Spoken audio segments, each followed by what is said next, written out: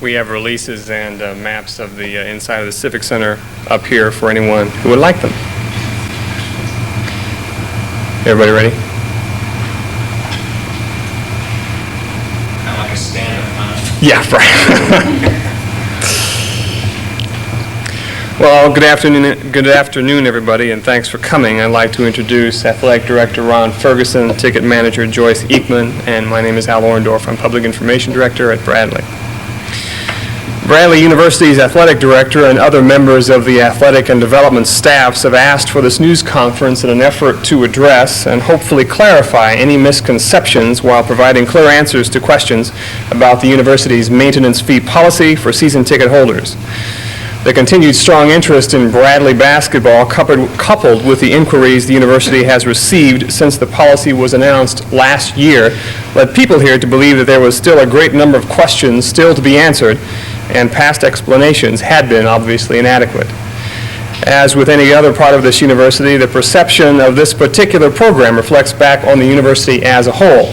So, Mr. Ferguson, Special Assistant to the President for Athletic Affairs, Alan Upton, Associate Vice President for University Relations, Jim Erickson, Sports Information Director, Joe D'Alfonso, and I felt it was in the university's and the public's best interest to address this issue one more time in the hopes of answering any lingering questions and putting to rest any confusion as to the program's merits or ultimate goal. Ron?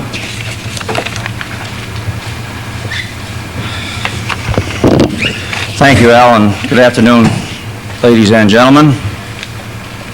I think it's been evidenced in the ticket office that the July 1st deadline is approaching, regardless of the Journal-Star's early release on that information, because the mail the last 2 days has been overwhelming, I might add, and which I am tickled to death for. Had it been this way 2 weeks ago, maybe we wouldn't have had this press conference. But as you do know, the July 1st is the deadline for ticket applications for the 83-84 men's basketball season. We'd like to take an opportunity, or I would, to go over some of the things that I think are important and maybe talk about some of the questions that people have, and hope we can clarify those through the media and therefore help either increase our ticket sales or give people the right impression about what is really going on. I think there are 4 points that you need to take into consideration. One, the deadline, which is July 1st, which is 3 days away. Those who own season tickets for 1982-83 season and those who want season tickets for the first time need to apply no later than July 1st. All requests will be honored. 2, although season ticket prices have not been changed, the maintenance system has been installed so that people who contribute to the university will still be given top priority for seat selection. Simply, those who meet the maintenance standards will have a much greater chance of, 1, retaining their same seats. And I think we can guarantee that anybody who meets the minimum maintenance requirements will get no worse than the same seats that they've had last year. You must take part in the maintenance system course to improve your seat location. And thirdly, purchasing choice seats, or top priority seats for the first time will also go to those people who take part in the maintenance system. 3, fans who can still purchase tickets without meeting the maintenance requirements. We have thousands of seats, I might add, that will probably be still available for those who will not meet the maintenance or not even make an attempt to meet the maintenance. The maintenance basically is for the top priority. Priority 1 will be elevated, for one thing. When you say all the way back up, you don't just mean to the lower barrier, you mean to the walkway, don't you? Well, the walkway, it's been eliminated at the ends. I don't know if you can see from there. Okay. You see, we've eliminated the first 3 rows now in the bleachers section there, the telescoping section. Can you see that there? So that it runs down, one level at a time. We have had that seating set up. We've actually sat in those seats, Dick, and every one of them, unless you have an unusually tall person sitting in front of you, but they're staggered. They're not behind the basket where you have to look through the basket, and we think that every seat there will be a much better quality seat than they were the year before.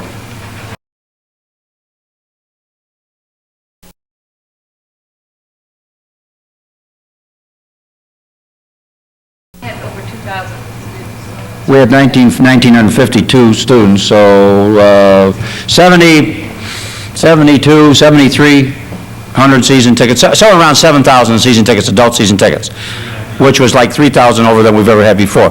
Right now, we are probably running, the last few days, we have not been able to add those totals in there. It's just amazing how many people have applied the last several days.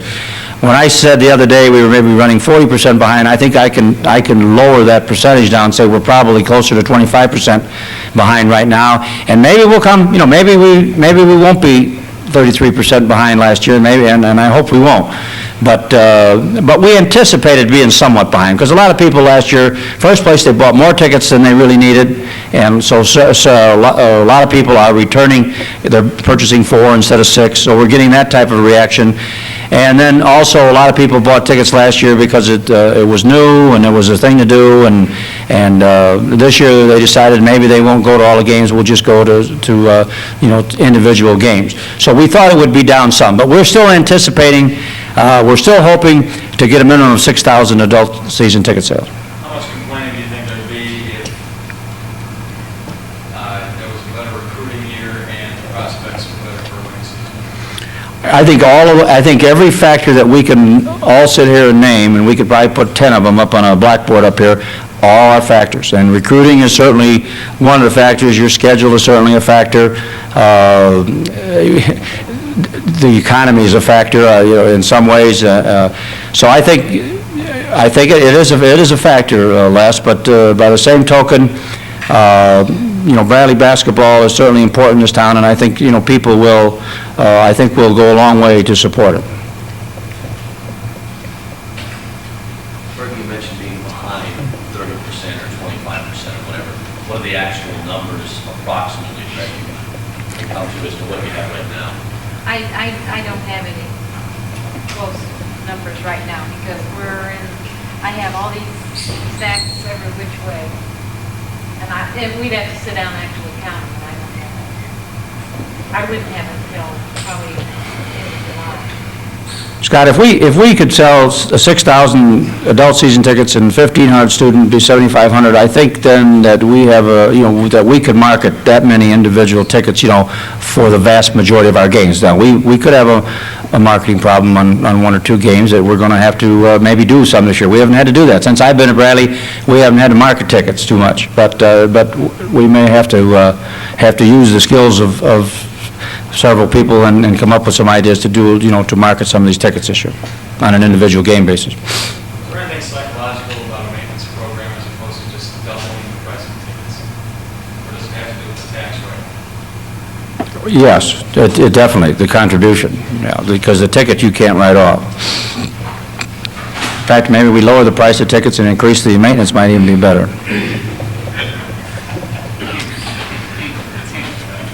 We do have, we do have probably the highest price ticket in the league, and that may be something we have to look at. But but we are offering, we do have 15 home games, and we think really that the price of admission to Bradley basketball, because we think we give you a lot more down there too. We give you expert media coverage, we give you great concessions.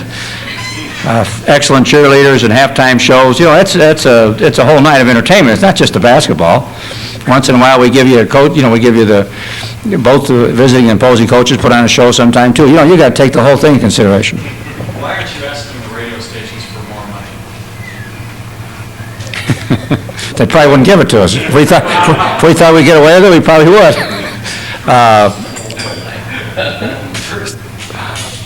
I think what radio is doing for us and television, I think, is very fair. I think we have the finest all-around media package in the and everything, in coverage and in the newspaper and coverage and everything. I don't think anybody in the Missouri Valley has a better situation than we do media-wise.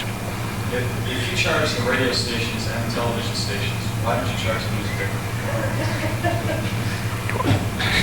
You're live and direct. We do. We charge them a different way. I won't tell you how we charge them.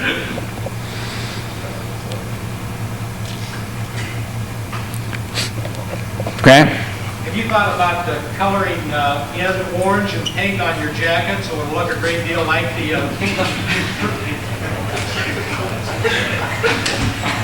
Don't tempt him. Don't you ever work, Grant Matthew? This is, how could you take such a long lunch hour? Better watch it, Grant, after the market day.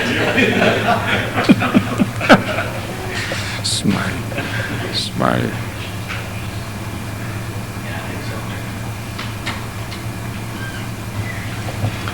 Anything else? I think we need to emphasize, I guess, that there are good seats left, and we hope that the community will respond heavily this last week. If you can't get your check-in or your order in by July 1st, date it before July 1st, and I'm sure we'll accept it. But we do need the support of the community. We do need to sell season tickets. And we do need to have sellout crowds and have a good men's basketball program, and I think we're going to surprise you. I think we're going to have a much better basketball team, I think, than many people are thinking next year. We know we're going to have a great basketball team the following year with a couple of the players that we have that transferred. We've had a good head start on recruiting next year. We're very optimistic that things are really moving up, and I really anticipate we'll be right in there next year, fighting for the Missouri Valley Championship. Thank you very much, everybody. Thank you.